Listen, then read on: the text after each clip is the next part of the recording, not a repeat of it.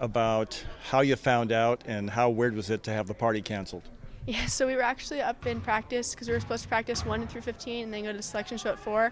But we had about 20 minutes of film, and then somebody came up to us and was like, the bracket's been leaked and the selection show is actually moving up. So then we decided to watch it after that 20 minutes of film just in our film room upstairs. And we heard what our seed was first from a leaked bracket on Twitter, and then got to watch our surprise at the end. But playing Boise State, 4 seed at home, so it's super important we get to host it in Gill these next 2 games, or at least one more game. Tell us about Boise State. Yeah, my sister actually goes to Boise State, so she's been following them the entire year, rooting for them most of the time, but hopefully she'll root for me this time and our team. But they have a couple of really good outside shooters and have a lot of kids from Washington originally. So I think they have a lot of versatile players, and so we'll get into the scout more, but that's kind of what I know so far. She doesn't play for them. No, she's a runner, cross country and track, yeah. Is she friends with them? Maybe give you some insight, or? Yeah, she's friends with a couple of them. I'll have to ask her about what she knows. Yeah. How tough was it to get over the Washington loss?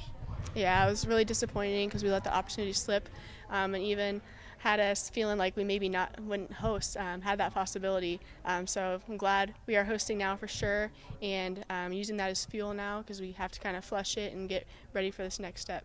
Yeah, I mean, you said you didn't know for sure that you were going to host. We thought you probably would, but just to hear that, or see, I guess, read about it in the leaked bracket, that you are hosting, how important is that for you guys? Super important. It gives Katie and Joe more opportunities to play in Gill in front of our fans, and I'm super excited to be able to play in front of our fan base at least one more time.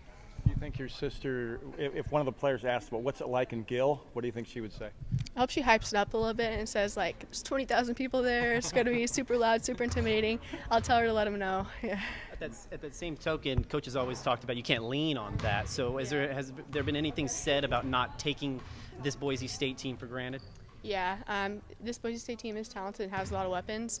NCAA tournament, anybody can beat you any day. Like my freshman year, we were a 15 seed versus 2 seed Oregon State, and we just barely won it by 1 point. So anybody can beat you if your game's not on. So you just have to come out with everything you have in the NCAA tournament because it could be your last game. Was that Washington game a reminder of that? Yeah, another reminder of you don't bring it and you go home and you have a lot of regret. So. The three-point shot has been a little hit or miss for you guys lately. Yeah. You know, you guys discussed, or what is the thought process of when that's not hitting? Just things need to change. How do you approach your offense when the three-point shot's not dropping? We have a lot of really good three-point shooters on the team, but it's not always going to be falling. And when that happens, we have to be more aggressive getting to the basket, attacking and drawing fouls, not just relying on that three. If we miss a couple, hey, now we need to get a layup because that's a higher percentage shot. So we've been talking about it, and something we're working on, and we'll hopefully get to see that in the NCAA tournament.